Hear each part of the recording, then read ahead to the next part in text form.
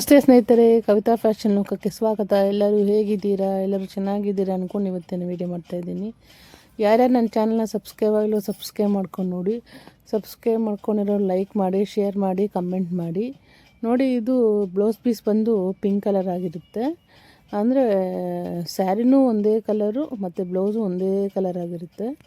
ಈ ಕಸ್ಟಮರು ನಮ್ಮ ಹತ್ರನೇ ಪರ್ಚೇಸ್ ಮಾಡಿ ಒಂದು ವರ್ಕ್ ಮಾಡಿಕೊಡಿ ಅಂತ ಹೇಳಿದರು. ಒಂದಿಷ್ಟು ಅಮೌಂಟಲ್ಲಿ ವರ್ಕ್ ಮಾಡಿಕೊಡಿ ಅಂತ ಹೇಳಿದರು.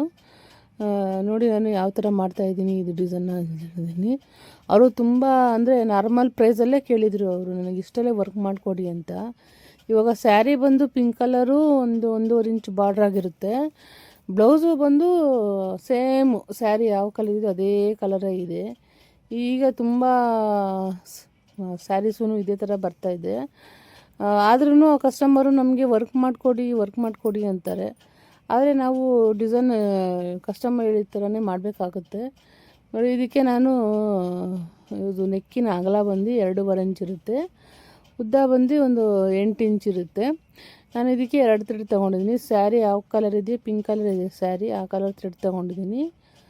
ಮತ್ತು ಯೆಲ್ಲೋ ಗೋಲ್ಡ್ ಕಲರು ಜರಿ ಥ್ರೆಡ್ ತೊಗೊಂಡಿದ್ದೀನಿ. ಈ 2 ಥ್ರೆಡ್ ತೊಗೊಂಡು ಯೂಸ್ ಮಾಡ್ತಾಯಿದ್ದೀನಿ. ನೋಡಿ, ಇವಾಗ ಇದಕ್ಕೆ ಆ ಕಸ್ಟಮರು ನಮಗೆ ಒಂದು 500 ರೂಪಾಯಿನಲ್ಲಿ ವರ್ಕ್ ಮಾಡಿಕೊಡಿ, ಇನ್ನೊಂದು ಸ್ವಲ್ಪ ಕಮ್ಮಿ ಆದರೂ ಪರವಾಗಿಲ್ಲ ಅಂತ ಹೇಳಿದ್ರು.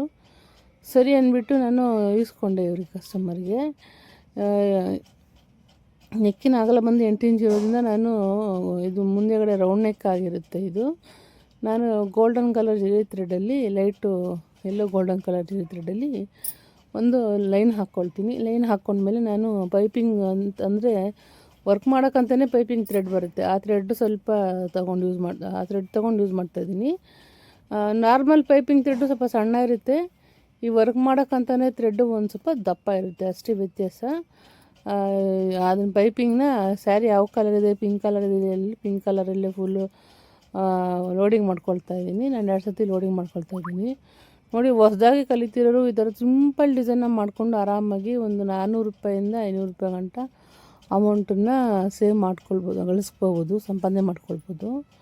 ಅದು ಯಾವ ಥರ ಮಾಡ್ಕೊಳ್ಳೋದು ಅಂತ ತೋರಿಸ್ತಾ ಇದ್ದೀನಿ. ನೋಡಿ, ಯಾವ ಥರ ಡಿಸೈನ್ ಮಾಡಿದ್ರೆ ಯಾವ ಡಿಸೈನ್ ಬರುತ್ತೆ ಅನ್ನೋ ತೋರಿಸ್ತಾ ಇದ್ದೀನಿ. ನಾನು ಇದನ್ನು ಒಂದೊಂದು ಮುಕ್ಕಾಲು ಇಂಚಿಗೆ ಉಲ್ಟಾ ಸಿ ಥರ ಮಾಡ್ಕೊಳ್ತಾ ಇದ್ದೀನಿ. ಇದು ಮಾರ್ಕಿಂಗ್ ಏನು ನಾನು ಮಾಡ್ಕೊಳ್ತಾ ಇಲ್ಲ.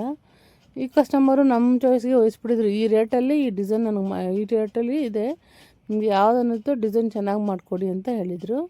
ನಮ್ಗೆ ಬರೋ ಕಸ್ಟಮರ್ಸ್ ಎಲ್ಲನೂ ನೀವೇ ಮಾಡಿ, ನೀವು ಯಾವ್ದಾದ್ರು ಹೊಸ ಡಿಸೈನ್ ಮಾಡಿ ಅಂತ ಹೇಳ್ಬಿಟ್ಟು ನಮಗೆ ಡಿಸೈನು ಒಪ್ಪಿಸ್ಬಿಟ್ಟು ಹೋಗ್ಬಿಡ್ತಾರೆ. ಇದಕ್ಕೆ ನೋಡಿ, ನಾನು ಇದಕ್ಕೆ ಉಲ್ಟಾ ಸೀನೆಲ್ಲನೂ 2 ಸತಿ ಲೈನ್ ಹಾಕ್ಕೊಳ್ತಾ ಇದ್ದೀನಿ.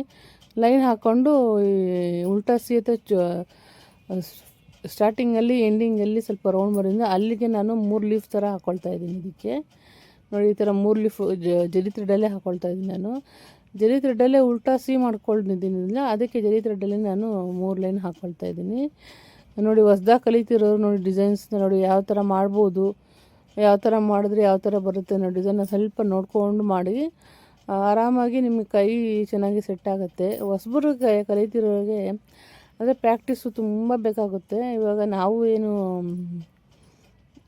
ಎಲ್ಲನೂ ಬರುತ್ತೆ ಅಂತ ಏನು ಹೇಳಲ್ಲ. ನಾವು ಸ್ಟಾರ್ಟಿಂಗ್ ಕಲಿಬೇಕಾದ್ರೆ ನಮಗೂ ಏಳು ಬೀಳು ಎಲ್ಲನೂ ತುಂಬಾ ಆಗಿದೆ.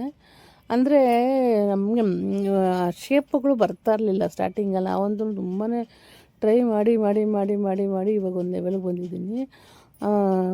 ನೋಡಿ, ಡಿಸೈನ್ ನಮಗೆ ರೌಂಡ್ ಶೇಪ್ ಬರ್ತಾ ಇರಲಿಲ್ಲ ಸ್ಟಾರ್ಟಿಂಗಲ್ಲಿ. ನನಗಂತೂ ಒಂದು 6 ತಿಂಗಳ ಒಂದು 3 ತಿಂಗಳು ನನಗೆ ಆ ರೌಂಡೇ ಬರ್ತಾಯಿಲ್ಲ. ನಾನು ಹಿಂಗೆ ಮಾಡಿದ್ರೂ ರೌಂಡೇ ಬರ್ತಾಯಿಲ್ಲ. ಅದು ಆ ರೌಂಡ್ ಶೇಪು ಡ್ರಾಪ್ ಶೇಪ್ ಅಂತಾರಲ್ಲ, ಅದನ್ನು ಟ್ರೈ ಮಾಡಿ ಈಗ ರೌಂಡ್ ಶೇಪು ಕ್ಲೀನಾಗಿ ಬರುತ್ತೆ. ಮತ್ತು ನಾವು ಯಾವ ಶೇಪ್ ಮಾಡಬೇಕು ಅಂದ್ರೂ ಸ್ವಲ್ಪ ಯಾವ ಥರ ಮಾಡಿದ್ರೆ ನಮಗೆ ಈ ಥರ ಡಿಸೈನ್ ಬರುತ್ತೆ ಅನ್ನೋದು ಸ್ವಲ್ಪ ನೋಡಿಕೊಂಡು ಮಾಡಬೇಕಾಗತ್ತೆ. ನಮ್ಮ ಸ್ಟಾರ್ಟಿಂಗಲ್ಲಿ ನಮ್ಗೆ ಅಷ್ಟೊಂದು ಗೊತ್ತಾಗಲ್ಲ. ಏನೋ ಮಾಡ್ತಾಯಿದ್ದೀರಿ ವರ್ಕ್ ಅಂದ್ಬಿಟ್ಟು ನಾವು ಮಾಡ್ತಾಯಿರ್ತೀವಿ.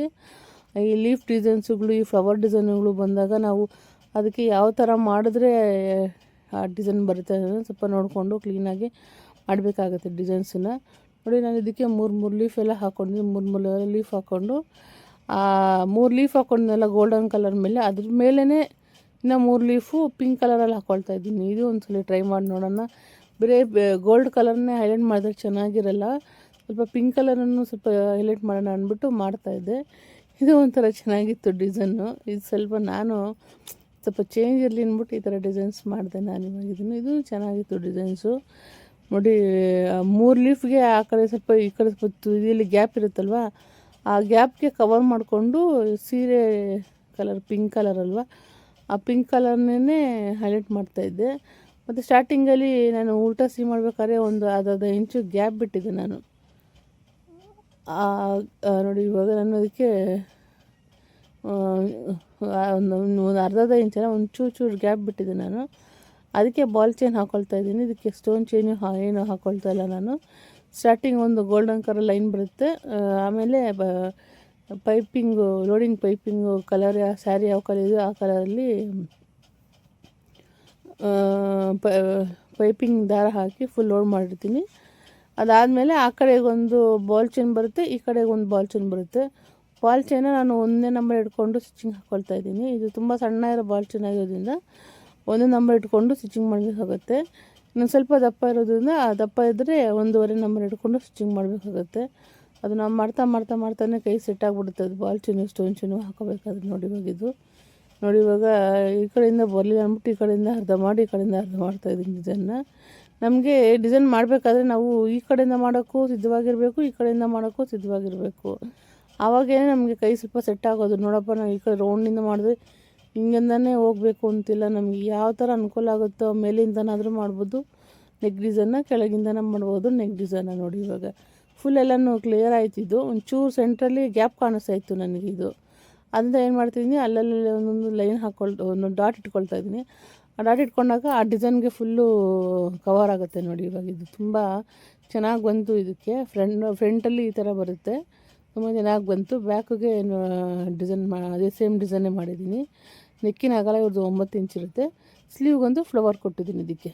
Thank you.